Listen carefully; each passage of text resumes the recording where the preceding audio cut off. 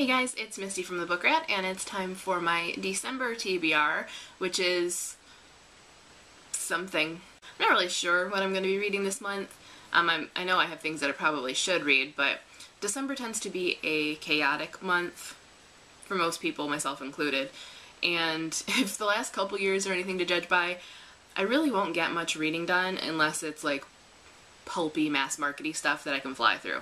No stack of 5 this month because of that. I'm just not sure what I'm going to be able to get through. However, after my 3 definites that I'll be reading this month, I'm going to have a whole mess of books that I'm maybe choosing from, and if you want to weigh in on them, you absolutely can. I will take your votes into consideration and maybe treat it like a stack of 5. Depends on what you guys pick. So I'll go ahead and show you my 3 definites. As I mentioned in my November Rewind, I have to move on to book 4, Dreamfever by Karen Remoning, because she's evil, and the way she ends her books is evil, and you really have no choice. How people waited when this series was still being published, and had to wait a year in between the mess, especially the way book 3 ends, like, who does that to people? Karen, that's not very nice. I will be reading book 4 in the Fever series, Dreamfever by Karen Remoning. And I don't have book 5, so let's just end this on a nice note. Karen. Pure by Juliana Baggett. I talked about this one in a recent book haul. I'm going to read it this month because Fuse is coming out pretty soon and I need to decide whether I want to read Fuse. This is dystopian. I've heard some mixed things, but most people seem to be really positive about it. The blurbs sound fantastic. I'm hoping that they're not lying to me. 12-21-12 by Killian McGray, because obvs. If the world is gonna end this month, I guess I better do my research, find out how. Plus this one has been sitting in my pile forever and I really should have read it by now. So those I will definitely be reading.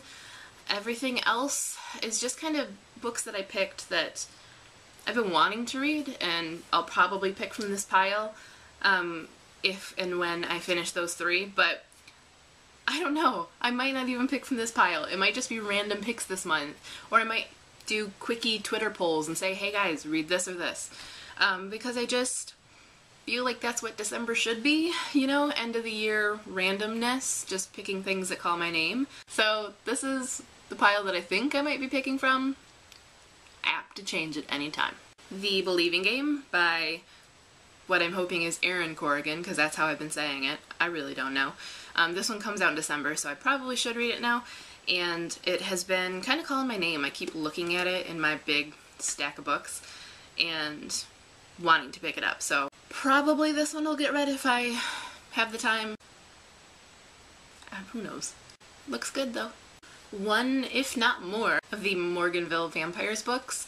I just talked about this, I got volume 4, but I haven't read volume 3 yet, so this is volume 3.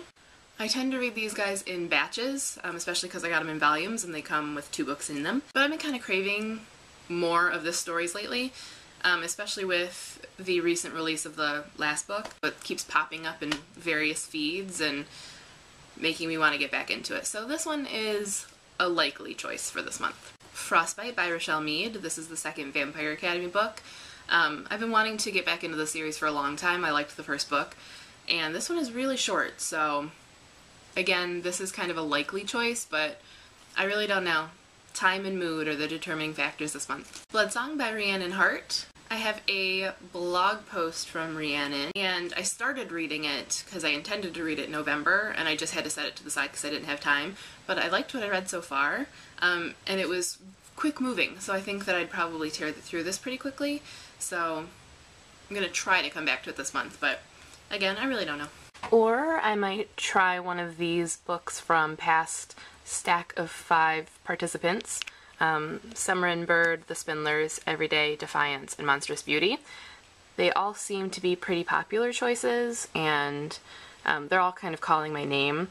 I think the reason I haven't read any of them is because I just don't know which one I want to read first, because I kind of want to read them all right now, and I don't have that many eyeballs or hands. So, I don't know, I might just like eeny meeny miny mo one or something. Pull one out of a hat. The name, because I couldn't really do the books out of a hat. Partly because I don't have a hat big enough, but also because I'd be able to tell which book it is from how thick it is. These are the things I think about. So that's my sort of stack, and you're welcome to vote on it, but honestly, I really don't even know. I might pick something else off my shelves. I have a lot of books that have been calling my name, so we'll see. I really couldn't tell you. In January, Stack of 5 will be back, and it will be what it's intended to be, which is me picking books that have been on my shelves for a long time that I want to read. So not necessarily any rhyme or reason to it, though sometimes there will be themes. So you'll get your votingness back in January, but feel free to weigh in on this month's stack of mess. And make sure to check out my November Rewind, where I tell you what I thought of what I read in November. Until next time, that's all for me. Happy reading!